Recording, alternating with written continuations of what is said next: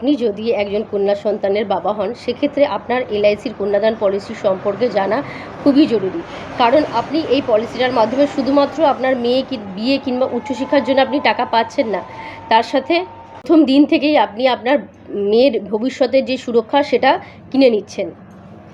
চলুন আমরা ছোট একটা উদাহরণের মাধ্যমে জেনে নিই এই পলিসিটাতে আপনি কী কী পাচ্ছেন এবং আপনাকে কত টাকা প্রিমিয়াম দিতে হবে।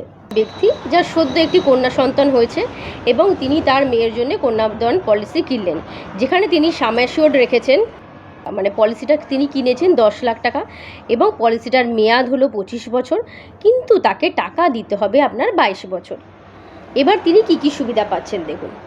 এই পলিসিটা চলাকালীন 25 বছর যে পলিসির টার্ম, তার মধ্যেখানে যদি ব্যক্তির সাথে ধরুন দুটো প্রিমিয়াম দেওয়ার পর ব্যক্তির সাথে কোনো দুর্ঘটনা ঘটে গেল এবং তিনি আর রইলেন না, সেক্ষেত্রে কী হবে, সেই মুহূর্তেই সেই ব্যক্তি কিন্তু 10 লাখ টাকা পেয়ে যাবে এবং তার সাথে তাকে আগে প্রিমিয়ামের কোনো টাকা দিতে হবে না, তার নমিনিকে আগে প্রিমিয়ামের কোনো টাকা দিতে হবে না এবং পলিসি চালু থাকবে এবং তার কন্যা সন্তানের পড়াশোনার জন্য প্রত্যেক বছর সেই ব্যক্তি কিন্তু 1 লাখ টাকা করে পাবে এবং সেই টাকাটা পাবে সে ম্যাচুরিটি অবধি। আবার পলিসির ম্যাচুরিটিতে গিয়েও সেই ব্যক্তি না, সেই নমিনি পাবে কত, 26 লাখ টাকা।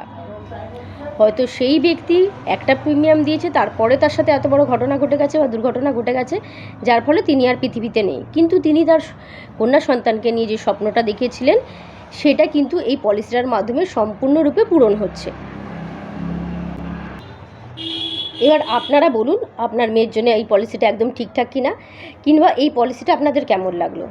এলআইসির যে কোনো পলিসি কিংবা এলআইসি সম্পর্কে জানতে আপনারা আমাকে মেসেজ করতে পারেন, কিংবা এই পলিসিটা নিতে চান এবং আপনার এজ হিসাবে আপনার প্রিমিয়াম কত পড়বে সেই বিষয়ে জানতে আপনারা কমেন্ট করতে পারেন। এজ লিখে আমি আপনাদের ডিটেলসটা জানিয়ে দেবো। আর আপনাদের বন্ধুবান্ধবের মধ্যে যদি কারো মেয়ে থাকে তাদের সাথে এই ভিডিওটা অবশ্যই শেয়ার করুন, কারণ সবার এই ভিডিওটা সম্পর্কে বা এই পলিসিটা সম্পর্কে জানা উচিত। ধন্যবাদ।